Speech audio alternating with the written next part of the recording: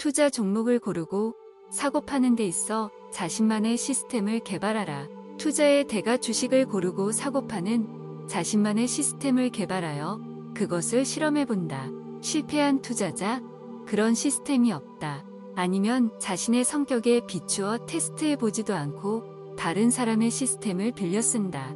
그 사람의 시스템이 자신에게 맞지 않으면 또 다른 사람의 시스템을 빌린다. 하지만 그건 역시 그에겐 맞지 않는다. 소로스의 투자 과정은 자신의 가정을 만드는 것에서 시작한다.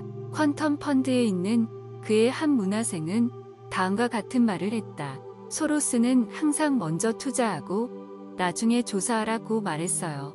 소로스는 우선 가정을 세우고 그 가정을 가지고 시장에 잠깐 발을 들여놓은 다음 자신의 가정이 맞았는지 틀렸는지 가늠해본다. 이렇게 기초 공사가 되고 나면 소로스는 다음 단계에서 무엇을 해야 하는지 알기 위해서 시장의 목소리에 귀를 기울인다. 시험 투자로 돈을 벌면 시장은 자신의 가정이 맞았다는 얘기를 하는 것이고, 소로스는 포지션을 더 올리기 위해 더 많은 주식을 사들이거나 매도 포지션을 취한다. 이 시험 투자에서 돈을 잃는다면 시장은 자신이 틀렸다고 얘기하는 것이다. 그러고는 곧장 발을 뺀다. 똑같은 가정을 시간이 좀 흐른 후에 시험해 볼 수도 있다. 아니면 그 가정을 조금 수정하거나 아예 폐기할 수도 있다. 소로스의 이런 전략을 내 친구에게 얘기했더니 그렇게 하다간 돈을 완전히 잃을 수도 있지 않을까? 라고 했다. 시험 투자를 하면서 계속 돈을 잃는다면 정말 그렇게 될 수도 있다. 어쨌든 모든 사람이 항상 미래에 대한 자신의 가정을 세우고 있은 것이니까. 소로스의 가정이 그다지 성공적이지 못했을 경우 계속 돈을 잃었다. 하지만 소로스는 시험해 볼 가치가 있는 가정들만 시험한다. 그가 다른 투자자들과 다른 점은 시장과 그 시장에서 활동하는 이들, 그리고 언뜻 보기엔 별 연관이 없을 것 같은 사건들 사이의 연관성에 대한 그의 깊은 이해에 있다. 영국은행을 깨부순 사람이라는 유명한 칭호를 얻게 해준 투자로 그를 이끈 것도 바로 이런 이해의 깊이 덕분이었다. 언제 파는가? 소로스는 자신의 가정이 예상대로 되어갈 때 이익을 취한다. 영국 파운드에 대한 그의 가정은 사건과 관련되어 있었다. 그래서 그것을 팔아야 할 시점은 파운드가 유럽 환율 제도로부터 추방된 직후였다. 통화 트렌드의 시작과 끝이 항상 두부 자르듯 명확한 것은 아니다. 1985년 소로스는 달러에 대해 다량의 매도 포지션을 취했다. 레이 이건의 대통령 취임 후 미국 달러는 엄청나게 치솟았다. 달러가 미국으로 엄청나게 유입된 반면 해외로 빠져나가는 달러는 줄어들었다. 미국 기업들은 더 싼 달러를 구하기 위해 백악관 문을 두드렸다. 1985년 9월 22일 주말 미국, 영국, 프랑스, 서도, 그리고 일본의 재무장관들이 뉴욕의 플라자 호텔에 모였다. 그리고 달러의 가치를 내리기로 결정했다. 소로스는 이를 눈치채고 그 주말을 뉴욕에서 일본 엔화와 독일 마르크화에 대한 자신의 매수 포지션을 늘리는 데 보냈다. 도쿄는 이미 월요일 아침이었다. 다음날 소로스가 사무실에 출근했을 때 하룻밤 사이에 4천만 달러의 돈을 벌어들였다. 그의 트레이더 중 몇몇은 이미 그 이익을 현금화하고 있었다. 스탠리 드러켄밀러가 후에 이런 얘기를 했다. 소로스는 문을 열자마자 다른 트레이더들이 일본 엔화를 매도히는 것을 중지하라고 지시했다.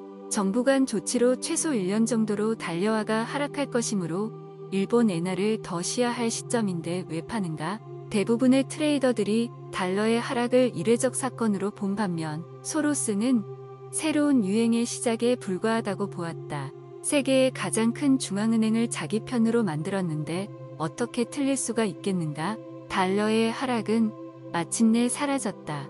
소로스는 달러의 약세가 닿을 때까지 팔지 않음으로써 달러의 하락으로부터 무려 1억 5천만 달러의 수익을 올렸다. 가격을 지불하고 가치를 획득하라.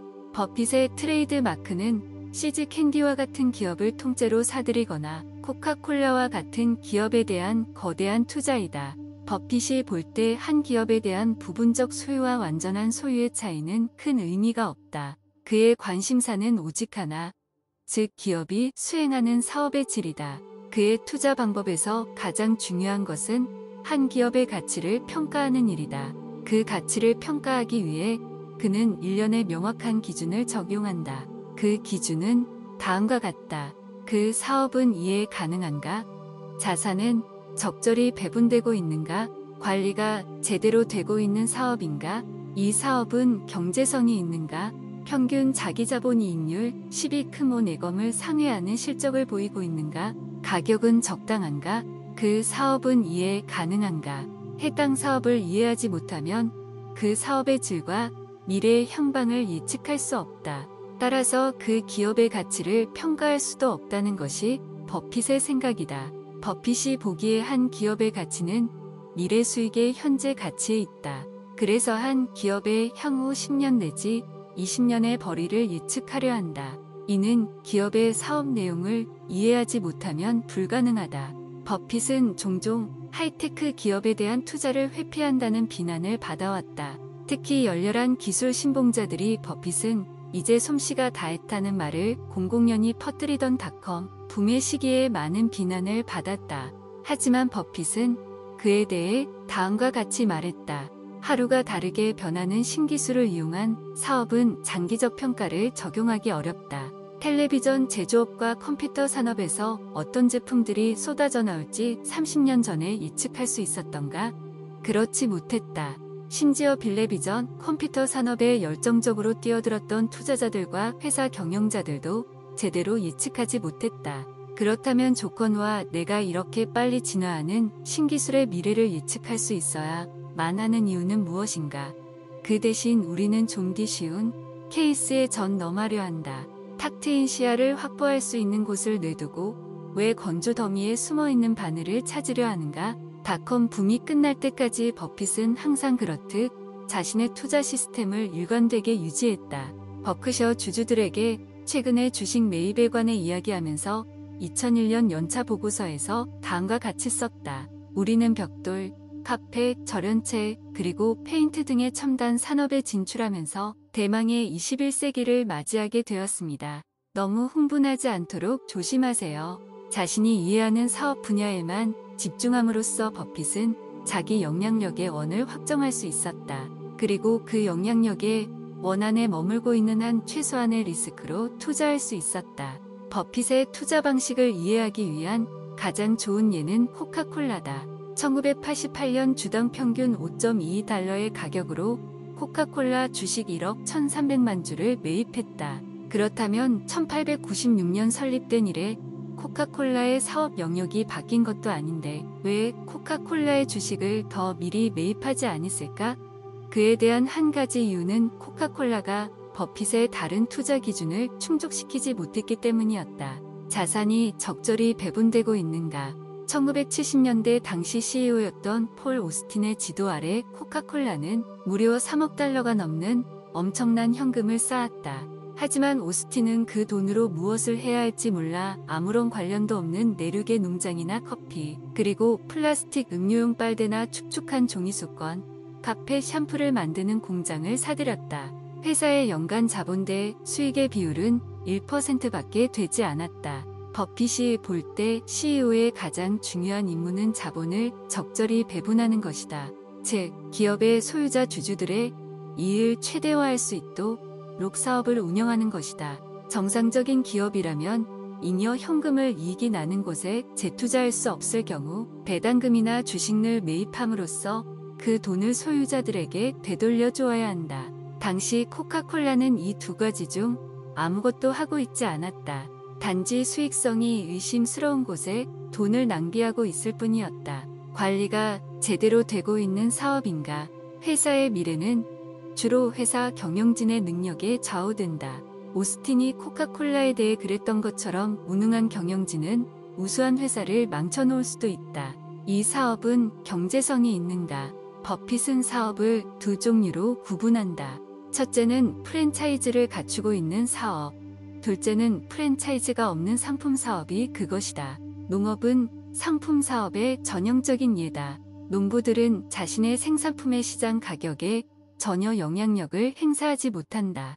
항공, 철강, 그리고 PC 제조업과 같은 사업도 거의 가격 결정력을 갖추지 못했다. 이들 사업에서 발생하는 이유는 시장이 가격을 지시하는 대로 들쭉날쭉한다. 이런 사업들은 매우 불리한 경제성을 갖고 있다고 볼 수 있다. 버핏이 말한 것처럼 상품 유형의 생산물을 판매하는 사업에서는 당신의 경쟁자보다 월등하게 뛰어나기가 어렵다. 버핏은 오직 첫 번째 종류의 사업에만 관심을 갖고 있다. 즉, 경쟁자를 궁지에 몰아넣을 수 있는 일종의 해자를 갖춘 사업 경쟁자가 따라오기 어려운 자신만의 장점을 갖춘 사업들에만 관심이 있다. 워싱턴 지역에서 실질적인 독점을 행사하고 있는 워싱턴 포스트나 신용카드 시장에서 독점적인 지위를 차지하고 있는 아메리칸 익스프레스, 브랜드 가치가 높은 코카콜라 등이 이에 해당된다. 코카콜라의 브랜드 파워는 뉴코크의 대실패로 입증되었다. 시음회를 통해 코카콜라 음료자들도 펩시를 더 좋아한다는 사실을 보여주었던 펩시의 대반격의 위협을 느낀 코카콜라는 새로운 뉴코크를 출시했다. 하지만 엄청난 브랜드 충성도 때문에 뉴코크는 시장에서 큰 호응을 얻지 못하고 슈퍼마켓에서 금세 자취를 감추어야 했다. 코카콜라는 오리지널 코크 브랜드의 파워를 제대로 평가하지 못했던 것이다. 그리고 코카콜라는 엄청나게 잘 짜인 사업 프랜차이즈를 구축하고 있었다. 버핏은 말했다. 당신이 나에게 $1000억 주면서 청량음료 업계에서 코카콜라의 선도적 지위를 빼앗아오라고 한다 하더라도 나는 당신에게 그 돈을 돌려주면서 그건 불기능하다고 말할 것이다. 버핏은 고이주에타가 희사 조직을 슬림화해서 아주 저렴한 가격으로 시럽을 판매하는 것에 깊은 인상을 받았다. 그는 회사의 구조 조정을 통해 자본 집약적인 유통 회사들과 그 회사들이 진 빚을 독립적인 보틀링 회사들에게로 넘겼다. 하지만 코카콜라 판매로 발생하는 이익 중 가장 큰 부분은 여전히 코카콜라 본사에 가도록 되어 있었다. 고이주에타가 경영권을 넘겨받았을 때 코카콜라의 수입은 미국과 해외 부문에서 거의 동등했다. 1987년까지는 해외에서의 판매와 수익이 늘지 않았을 뿐 아니라 회사 전체 수입의 거의 4분의 3이 해외로부터 나오는 것이었다. 코카콜라의 미국 내 세일즈는 경제 성장세에 비하면 그리 눈에 띌 만한 것이 아니었다. 하지만 1인당 연간 250병의 콜라를 파는 미국에서와는 달리 해외에서는 1인당 연간 소비량이 25병에서 100병 정도에 불과했다. 버핏은 코카콜라의 성장 가능성이 충분하다는 점을 볼 수 있었다. 일평균 자기자본이익들을 상회하는 실적을 보이고 있는가. 고이주에타가 불러온 변화는 매우 효과적이어서 코카콜라의 자기자본 이익률이 1%에서 무려 33%까지 치솟았다. 이것이 얼마나 큰 변화인지 자기자본 이익률이 33%인 회사와 8%인 회사를 비교해보면 금방 알 수 있다. 모든 수단을 동원하여 리스크를 피하라. 투자의 대가 자신의 자본을 절대 잃지 않는다는 첫 번째 습관의 결과로 자연스럽게 리스크를 피할 수 있다. 실패한 투자자 큰 리스크가 있어야만 큰 돈을 벌 수 있다고 생각한다. 학습의 4단계. 투자의 대가들은 다른 사람들이 보기에는 위험한 방법으로 별 노력 없이 즉각적으로 행동하는 것처럼 보인다. 특별히 신경 써서 생각하는 것 같지도 않다. 버핏은 10분 만에 머릿속으로 온갖 계산을 끝내고 수백만 달러의 계약을 결정할 수 있다. 게다가 그가 그토록 빨리 내린 결정은 대부분 옳은 것으로 판명이 났다. 버핏과 같은 경지는 학습의 4단계를 익힌 사람에게만 가능하다. 무의식적 무능력 자신이 모르고 있다는 사실조차도 모른다. 의식적 무능력 자신이 모르고 있다는 사실을 안다. 의식적 능력 자신이 무엇을 알고 무엇을 모르는지를 안다. 무의식적 능력 자신이 알고 있다는 사실을 안다. 무의식적 무능력 자신이 모르고 있다는 사실조차 모르는 상태 초보 운전자들이 운전을 처음 배울 때의 마음 상태이다. 이때 문의 초보 운전자들은 경험 있는 운전자들보다 사고의 확률이 훨씬 높다. 그들은 자신의 지식, 기술, 경험 면에서 아직 많이 부족하다는 사실을 이식하지 못한다. 이런 상태의 사람은 위험을 무릅쓸 확률이 매우 높아 스스로를 위험이나 손실에 노출시킨다. 그 이유는 간단하다. 자신이 위험하다는 사실을 전혀 깨닫지 못하기 때문이다. 7가지 투자에 큰 실수를 범하는 투자자들이 바로 이런 상태에 있다. 그들은 자신이 무엇을 하는지 알고 있다고 생각하지만 사실은 전혀 모른다는 현실을 제대로 인식조차 못한다. 초보 투자자가 첫 투자에서 우연히 큰 돈을 버는 것이 왜 가장 위험한지, 그 이유도 바로 무의식적 무능력과 관련이 있다. 우연히 돈을 번 초보 투자자는 이제 거래와 투자의 비밀을 알았다고 착각하고 자신이 하는 일을 제대로 안다고 생각한다. 그래서 처음에 했던 방식을 계속 반복한다. 그러나 실망스럽게도 줄줄이 돈을 잃고 만다. 시장의 규제라는 책에서 선물 트레이더 레리 하이트를 비는 잭 슈와거 VCK 슈바서에게 이렇게 말했다. 나는 한때 아주 사람 좋은 사장 밑에서 일했는데 그 사장이 어느 날 아주 똑똑한 옵션 트레이더를 한 명 고용했어. 하지만 그는 이리저리 직장을 자주 옮기는 사람이었지. 어느 날 그는 자신의 옵션 거래가 손해를 볼 시점에 사라지고 말았어. 회장은 옵션 트레이더가 아니었기 때문에 나에게 조언을 구했지. 레리, 자네라면 어떻게 하겠나? 레리는 이렇게 말했다. 즉시 거래를 중지해야지. 하지만 그 사장은 거래를 계속했고 손실은 약간 더 악화되었다.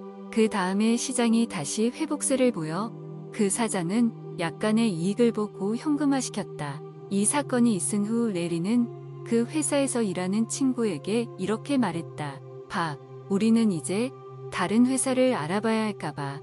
왜? 그가 물었다. 우리 사장은 이제 막 금광을 발견한 사람과 똑같아. 그는 아무것도 모른 채 그냥 눈을 꾹 감고 앞으로 걸어나갈 뿐이지.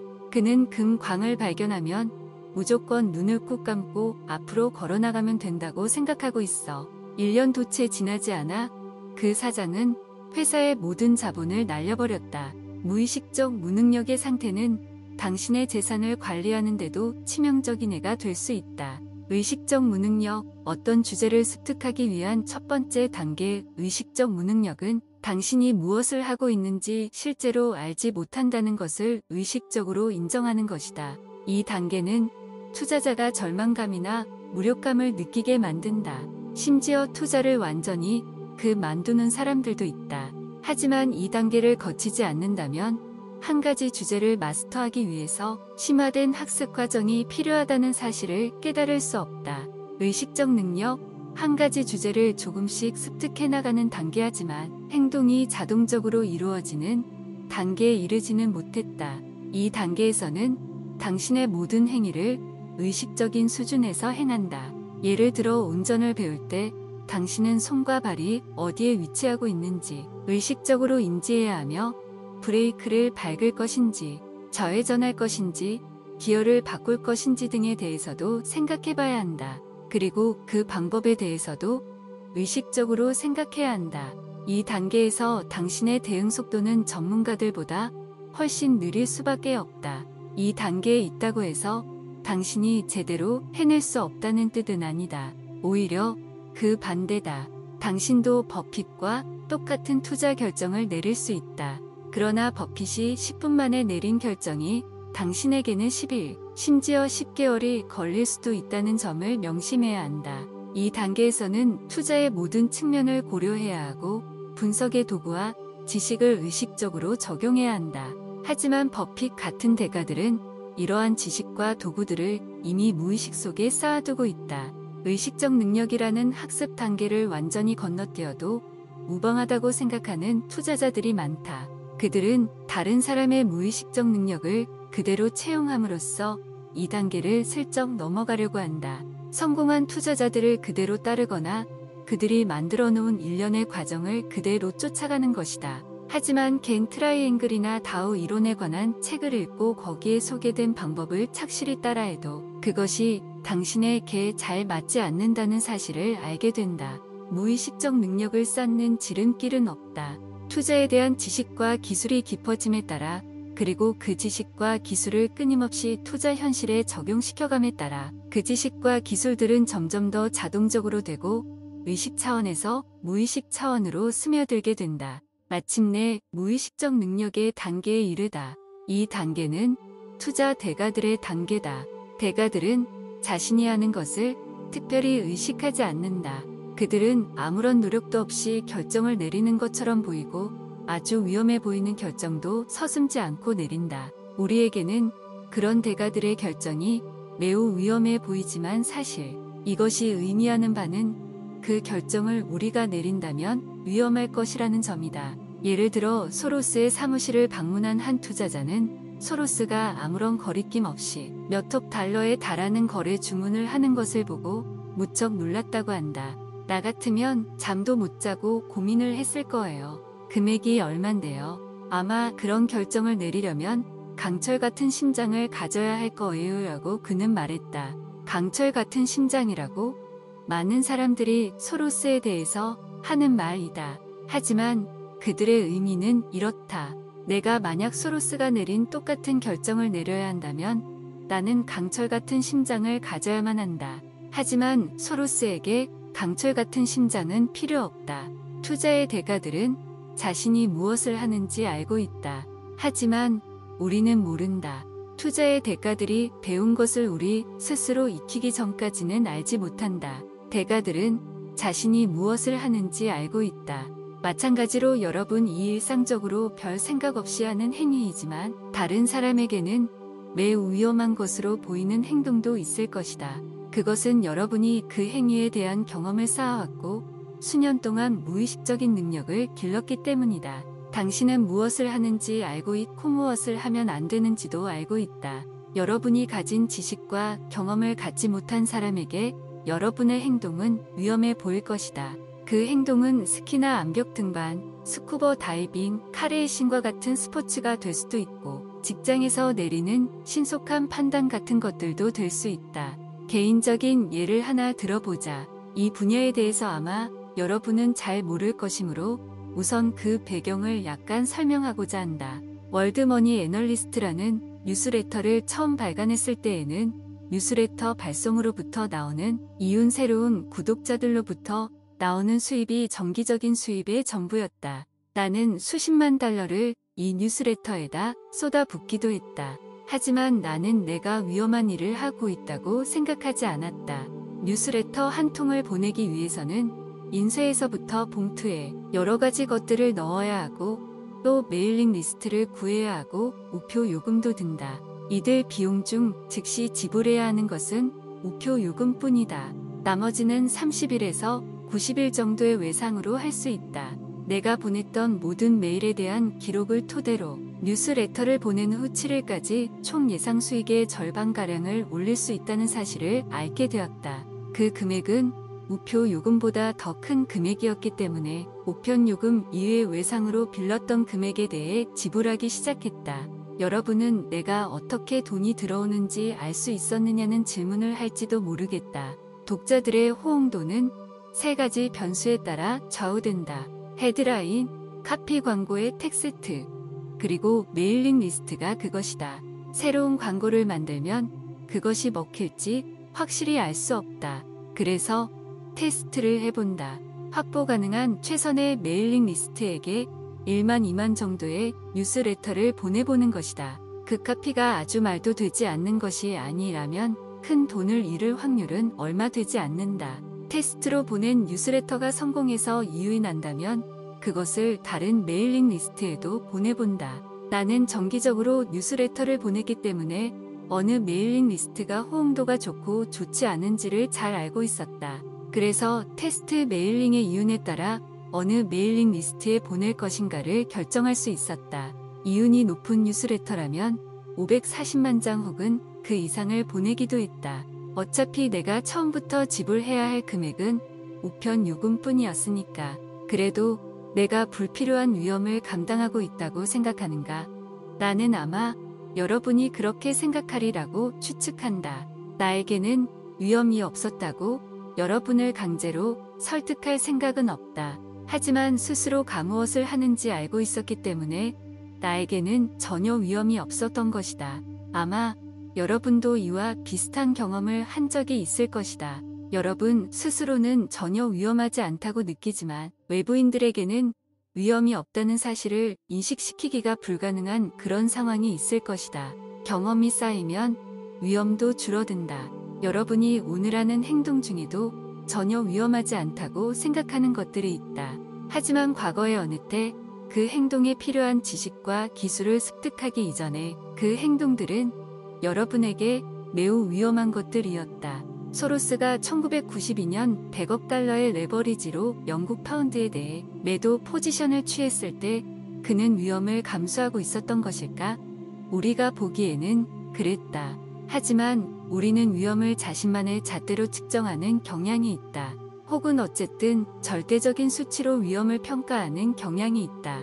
그런 잣대로라면 당시의 위험은 엄청난 것이었다. 하지만 소로스는 자신이 무엇을 하는지 알고 있었다. 그는 위험 수준을 조절할 수 있다는 확신이 있었다. 그의 계산으로는 자신이 아무리 큰 손실을 입더라도 4% 정도에 불과할 것이었다. 그래서 실제로는 위험이 별로 없었다.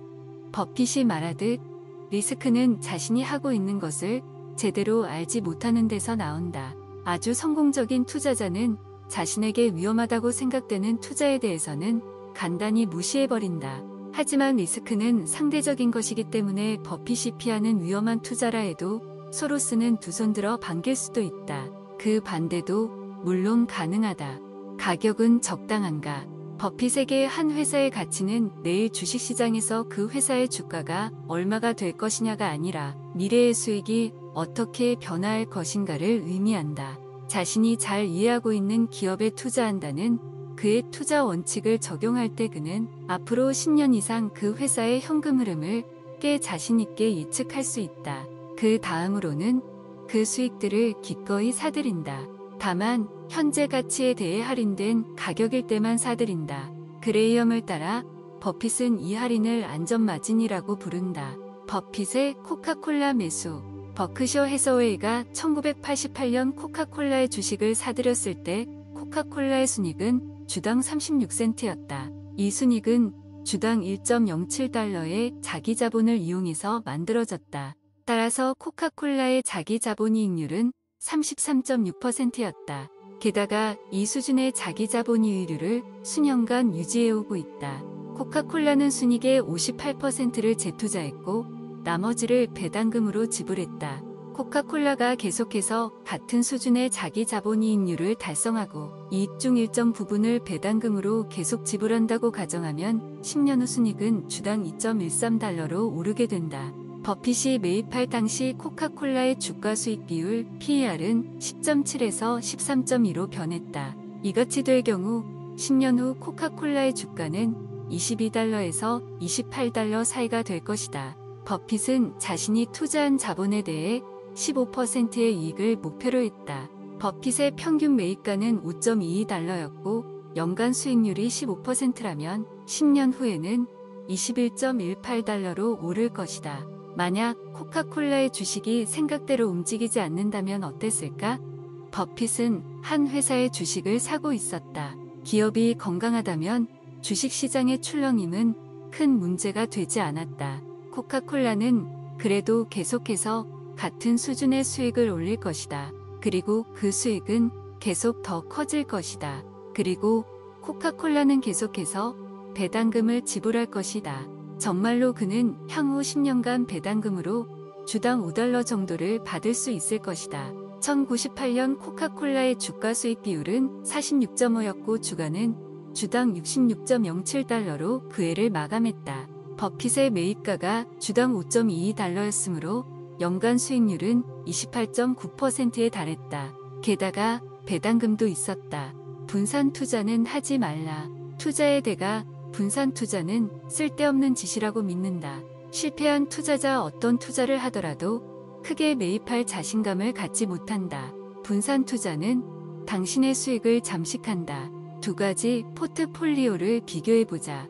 첫째는 100종목의 주식에 분산 투자하고 있고 나머지는 단지 5종목에 집중 투자하고 있다. 분산 투자한 경우 한 종목의 가격이 2배로 오르더라도 전체 포트폴리오의 가치는 단지 1%밖에 오르지 않는다. 집중 투자한 경우라면 한 종목의 가격이 2배로 오르면 투자자의 순가치는 20% 오르게 된다.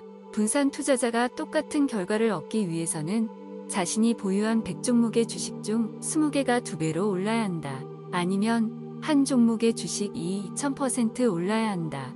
어떤 경우가 더 쉬울지 생각해보라. 가격이 2배로 오를 것 같은 한 종목의 주식을 찾아내는 것. 가격이 2배로 오를 것 같은 20종목의 주식을 찾아내는 것. 물론 동전의 반대편에서 보면 분산 투자자의 주식이 절반 값으로 떨어지면 그의 순가치는 0.5%밖에 떨어지지 않는다. 집중 투자하는 투자자라면 자신의 부가 10% 떨어지는 결과를 감당해야 할 것이다. 하지만 똑같은 질문을 다시 해보고자 한다. 아래 두 경우 중 어느 쪽이 더 쉬운가? 주가가 떨어질 것 같지 않은 주식 100종목을 고르는 것, 주가가 떨어질 것 같지 않은 주식 5종목을 고르는 것. 그리고 여기서 우리는 다시 일반 투자자들과 투자 대가들의 중요한 차이점 하나를 발견하게 된다. 투자 대가들의 포트폴리오는 몇 개 종목에 집중되어 있기 때문에 자신의 에너지를 적당한 종목을 선택하는데 더 집중적으로, 더 효과적으로 사용한다. 그러나 집중 투자는 결과지 원인이 아니다. 즉, 투자 대가들이 처음부터 일부러 몇 가지 투자 종목만을 선택하려고 하는 것은 아니다. 집중 투자의 집중이란 말은 투자의 대가들이 자신의 투자 종목을 선택하는 방식에서 유래된 것이다. 투자 대가는 자신의 투자 기준을 충족시키는 가능성 높은 사건을 찾는데 자신의 시간과 에너지를 쓴다. 이런 가능성 높은 일을 찾게 되면 그는 자신의 돈을 잃을 가능성이 매우 낮음을 안다. 그를 제지하는 리스크에 대한 두려움이 없는 것이다. 둘째, 가능성 높은 일은 찾기 어렵다. 그 다음 사건을 언제 발견할 수 있을지 누가 알겠는가? 지금 당장 눈앞에서 엄청난 양의 돈이 보이는데 일어날 것 같지 않은 기회를 기다리며 산더미 같은 돈을 깔고 앉아있는 것이 무슨 소용이 있는가? 소로스나 버핏은 일단 주식을 사기로 결정하면 많이 산다. 버핏과 소로스의 포트폴리오는 분명 각각의 투자에 대한 일정 비율의 퍼센티지 등과 같은 포지션 크기에 대한 어떠한 단순한 룰도 따르지 않는다. 이들의 포트폴리오는 자신의 투자가 어떻게 조합되는지에 대한 어떠한 단서도 제공하지 않는다. 이것은 그들이 좋은 투자처를 발견하면 곧 매입하기 때문이다. 눈에 어떠한 기회라도 보이면 그들은 놓치지 않는다. 이런 선택의 결과로 오늘날의 투자 포트폴리오의 모습을 띠게 되었다. 이들이 따르는 단 한 가지 룰이 있다면 그것은 예상되는 수익의 금액이다. 이것은 당신의 증권 브로커로부터는 절대로 배울 수 없다. 예상 수익이 높으면 높을수록 해당 종목에 투자하는 비율이 포트폴리오 내에서 커진다. 예상 수익은 측정할 수 있고 또 측정해야만 한다. 예를 들어 버핏은 두 회사를 비교한다. 한 회사는 자본에 대해 15%의 수익률을 올리고 있고 다른 회사는 25%의 자본 대비 수익률을 올리고 있다. 두 회사의 주가는 모두 버핏이 지불할 의사가 있는 수준이다. 이런 경우 버핏은 분명히 두 번째 회사에 더 많은 돈을 투자한다. 버크셔 해서웨이의 투자와 보험 운용에 따른 현금의 양이 매년 엄청나게 불어나기 때문에 버핏의 주된 골칫거리는 투자할 만한 가능성 높은 사건을 찾아내는 것이다. 그래서 버핏은 두 회사 모두에 투자한다. 하지만 당신이나 내가 버핏의 방식을 따른다면 제한된 자원 때문에 첫 번째 회사는 완전히 무시하고 두 번째 회사 만약 첫 번째 회사의 주식을 이미 보유하고 있다면 그것을 팔아치우고 예상 수익이 더 높은 회사의 주식을 살 것이다. 결국 투자 대가들은 처음부터 몇몇 회사들에 집중적으로 투자하는 포트폴리오를 목표로 한 것이 아니다. 집중하는 현상은 오히려 그가 투자하는 방식 때문에 생긴 결과이다. 버핏과 소로스가 돈을 벌 수 있다는 확신을 가졌을 때 그들에게 문제가 되는 것은 단지 얼마나 많이 매입할 것인가 하는 점이었다. 이들은 자신의 포트폴리오가 어떤 모양새를 갖추게 될 것인가에는 전혀 관심이 없다. 단지 돈을 버는 것만이 이들의 목표다. 투자 방식의 차이. 어느 날 대부분이 아시아인 증권 중개상인 나의 동료들과 점심 식사를 하게 되었는데 그들은 1997년 아시아 금융시장이 폭락했을 때 자신들이 큰 돈벌이를 했던 경험을 추억담처럼 들려주었다. 투자자들이 여럿 모이면 자신의 과거 성공담은 아주 흔히 들을 수 있다.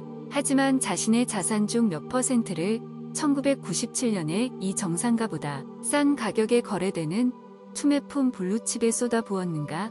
그들은 매체로 자신이 벌어들인 이익이 아닌 지불한 가격에 초점을 맞춰 얘기하기 때문에 나는 이 질문을 그들에게 던질 용기가 나지 않았다. 이 질문에 대한 그들의 대답은 즐거운 점심 식사를 망쳐놓을 수도 있기 때문이다. 왜냐하면 그들은 이 질문을 받고는 자신이 잃어버린 이익에 대해 깨닫게 될 것이기 때문이다. 이와 비교해서 버핏이라면 이런 경우 싼 주식을 대량으로 매입한다. 자신이 정말로 좋아하는 코카콜라와 같은 주식이 보이면 그는 자신이 살 수 있는 한 최대로 많이 싼다. 소로스도 비슷한 태도를 갖고 있다.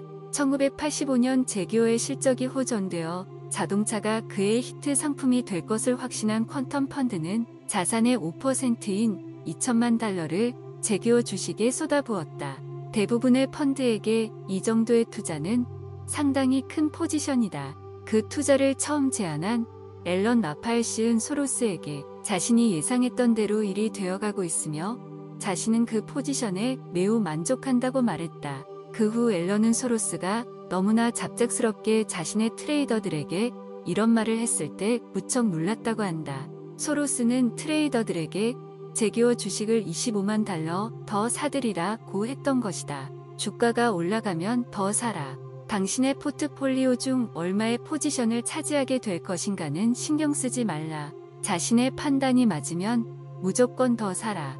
소로스가 보기에 투자의 성공은 자본의 유지와 홈런으로부터 나온다. 이와 마찬가지로 버핏은 버크셔의 숨가치에 의미 있는 영향을 끼칠 정도로 큰 규모의 투자를 하길 원한다. 이 둘은 모두 시시한 양의 주식을 매입하지 않는다.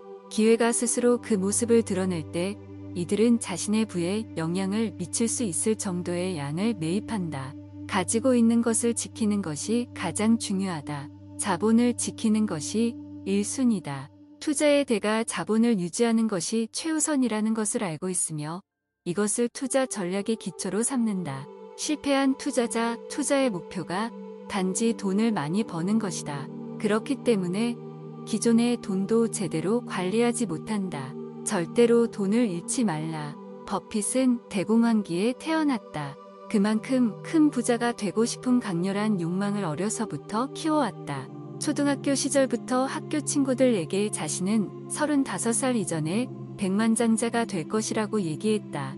실제로 그가 35살이 되었을 때 재산의 순가치는 600만 달러를 넘어섰다. 왜 이렇게 많은 돈을 벌고 싶었느냐는 질문에 버핏은 내가 그렇게 많은 돈을 벌 수 있었던 것은 내가 그 돈을 벌어야겠다고 생각했기 때문이 아니다. 단순히 돈을 벌고 그 돈이 커가는 것을 지켜보는 것이 재미있었을 뿐이다라고 말한다. 돈에 대한 버핏의 태도는 미래지향적이다.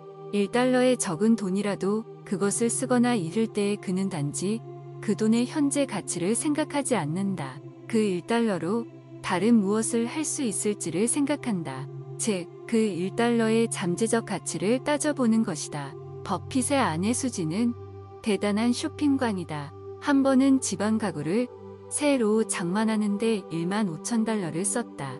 그의 골프 친구인 밥 빌리에 따르면 이 사건 때문에 버핏은 하마터면 기절할 뻔했다고 한다. 버핏은 빌리를 붙잡고 그 돈을 20년 동안 복리로 계산하면 얼마가 되겠냐며 불평했다고 한다. 돈에 대한 이런 버핏의 태도는 투자에 대한 그의 생각에도 철저히 스며들어 있다. 예를 들어 1992년 버크셔 해서웨이의 연례회의에서 그는 이렇게 말했다. 아마도 내가 내린 결정 가운데 최악의 것은 내가 20살인가 21살 때 어느 주유소에 들어가 일했던 것이 아닌가 싶다.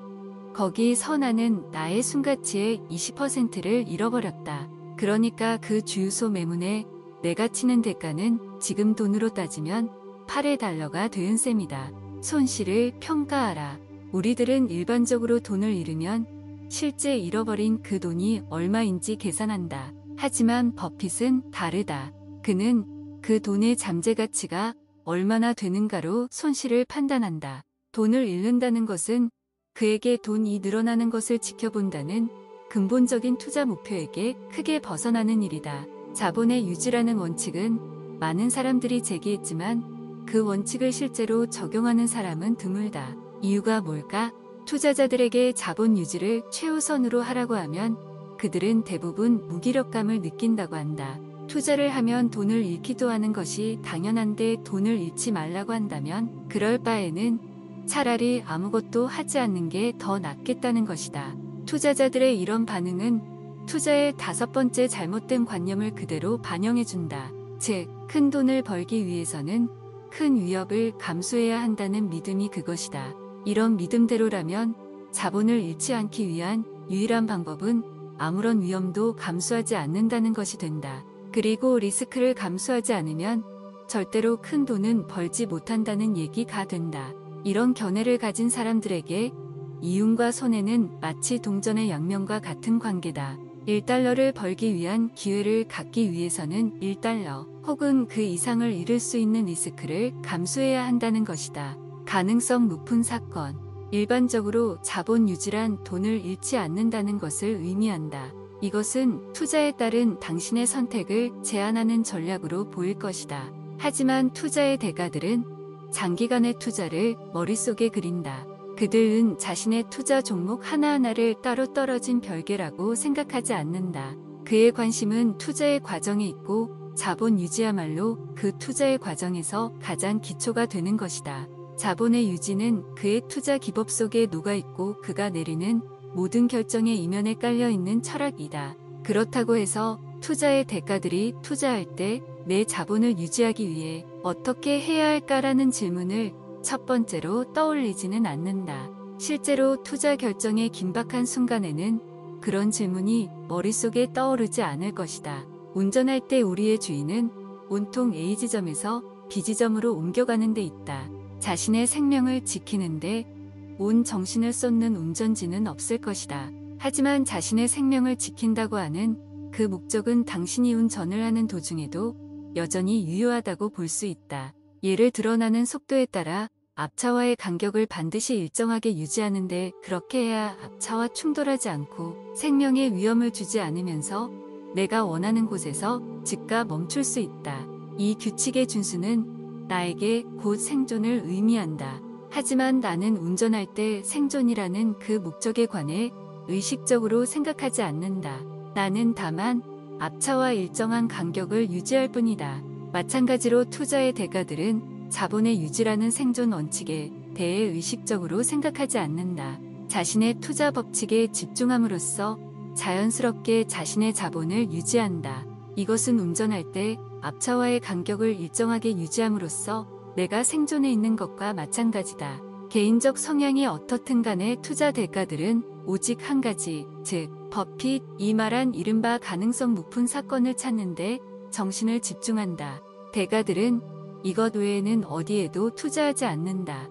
가능성 높은 사건에 투자하면 누구나 거의 확실히 돈을 벌 수 있다. 돈을 잃을 확률은 아주 적고 심지어 아예 없는 경우도 있다.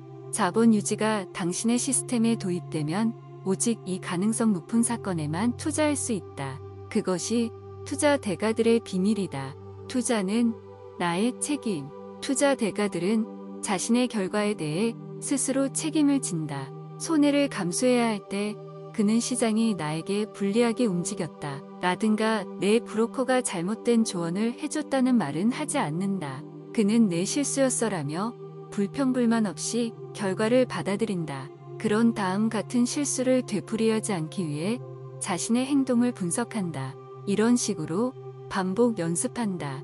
자신의 이윤과 손실 모두에 대해 책임짐으로써 투자 대가들은 스스로를 잘 통제하고 있다.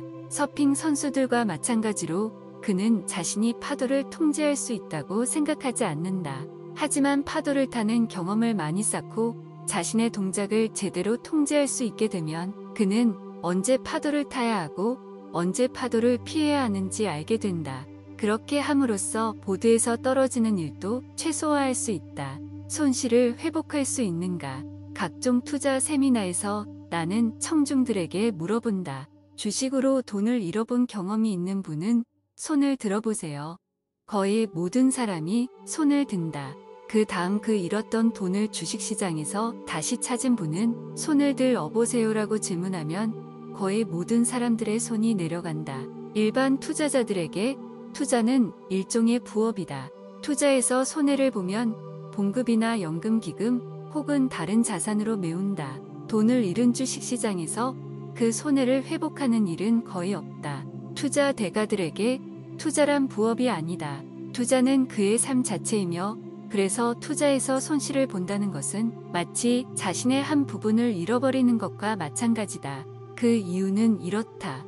당신이 투자 자본의 절반을 잃는다면 원점으로 되돌아오기 위해 서는 돈을 2배로 불려야 한다. 자본에 대한 연이율이 평균 12%라면 원금을 회복하는데 6년 정도가 걸린다. 버핏이라면 그의 연수익률이 24.7%임을 3년 2개월 정도가 걸릴 것이고 연수익률 28.6%의 소로스라면 2년 9개월이면 회복 가능하다. 얼마나 엄청난 시간 낭비인가.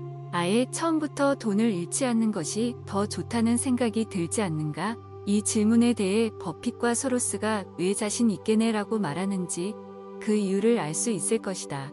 그들은 돈을 잃지 않는 것이 돈을 버는 것보다 훨씬 쉽다는 사실을 알고 있다. 부의 기초. 버핏과 소로스가 세계에서 가장 성공한 투자자라고 불리는 데에는 이유가 있다.